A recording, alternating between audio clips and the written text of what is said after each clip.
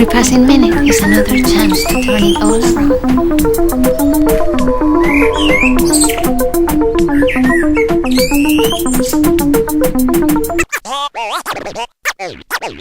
Greed has poisoned men's souls, has barricaded the world with hate, has goose-stepped us into misery and bloodshed.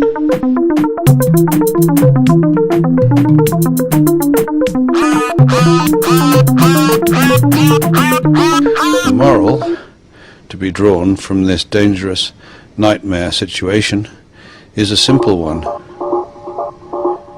Don't let it happen. It depends on you.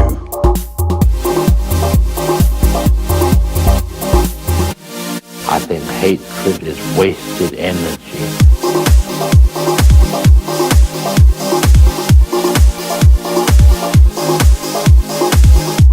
You walk into this room at your own risk, because it leads to the future. Not a future that will be, but one that might be. This is not a new world. It is simply an extension of what began in the old one. It has patterned itself after every dictator who has ever planted the ripping imprint of a boot on the pages of history since the beginning of time. It has refinements, technological advances, and a more sophisticated approach to the destruction of human freedom. But like every one of the superstates that preceded it, it has one iron rule. Logic is an enemy and truth is a menace. Any state, any entity, any ideology that fails to recognize the worth, the dignity, the rights of man, that state is obsolete.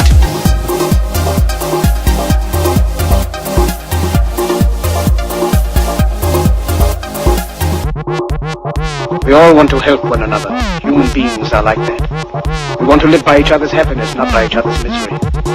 We don't want to hate and despise one another. In this world there's room for everyone. The good earth is rich and can provide for everyone. The way of life can be free and beautiful. But we have lost the way. Greed has poisoned men's souls, has barricaded the world with hate, has goose-stepped us into misery and bloodshed. We have developed speed, but we have shut ourselves in. Machinery that gives abundance has left us in want. Our knowledge has made us cynical, our cleverness hard and unkind. We think too much, feel too little. More than machinery, we need humanity. More than cleverness, we need kindness and gentleness. Without these qualities, life will be violent, and all will be lost. The aeroplane and the radio have brought us closer together. The very nature of these inventions cries out for the goodness in men, cries out for universal brotherhood, for the unity of us all. Even now, my voice is reaching millions throughout the world, millions of despairing men, women, and little children, victims of a system that makes men torture and imprison innocent people. To those who can hear me, I say, do not despair. The misery that is now upon us is but the passing of greed, the bitterness of men who fear the way of human progress. The hate of men will pass, and dictators die, and the power they took from the people will return to the people. And so long as men die, liberty will never perish. Culture is not your friend. Culture is for other people's convenience and the convenience of various institutions, churches, companies, tax collection schemes, what have you. It is not your friend. It insults you. It disempowers you. It uses and abuses you. None of us are well treated by culture.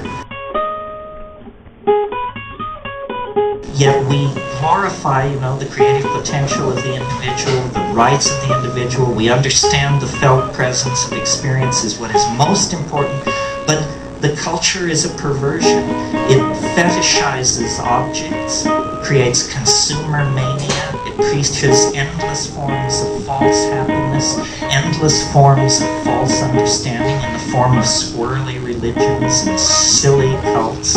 It invites people to diminish themselves and dehumanize themselves by behaving like machines, meme processors of memes passed down from Madison Avenue and Hollywood and what have you.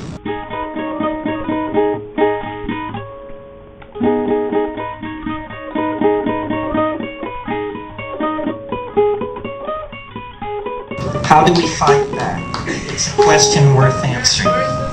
I think that by creating art, man was not put on this planet to toil in the mud. Or the God who put us on this planet to toil in the mud is no God I want to have any part of. It's some kind of Gnostic demon. It's some kind of cannibalistic demiurge that should be thoroughly renounced and rejected.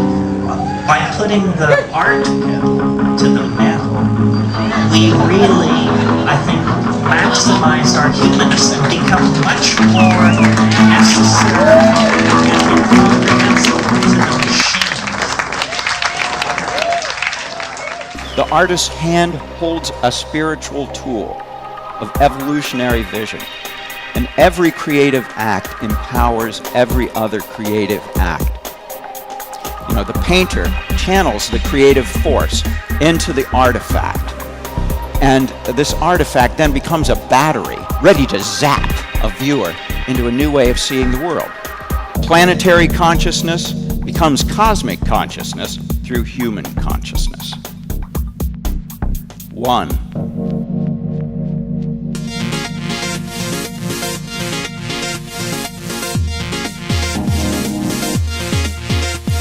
When we gaze into the eyes of the beloved, we're staring into a sacred mirror, and we recognize our oneness.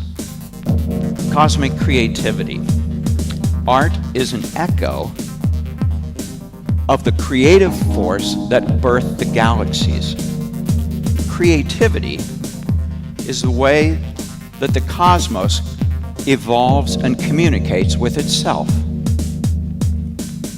The great uplifting of humanity beyond its self-destruction is the redemptive mission of art.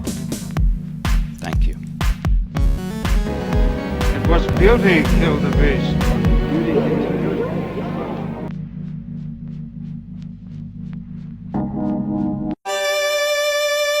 In the 17th chapter of St. Luke it is written, the kingdom of God is within man, not one man nor a group of men, but in all men, in you. You, the people, have the power to create machines, the power to create happiness. You, the people, have the power to make this life free and beautiful, to make this life a wonderful adventure. It's only after we've lost everything that we're free to do anything. What is your definition of happiness? A clear horizon, nothing to worry about on your plate, only things that are creative and not destructive.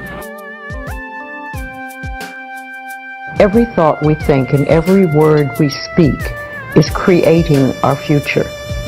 It's as though our thoughts go out into the universe and are accepted and brought back to us as experience.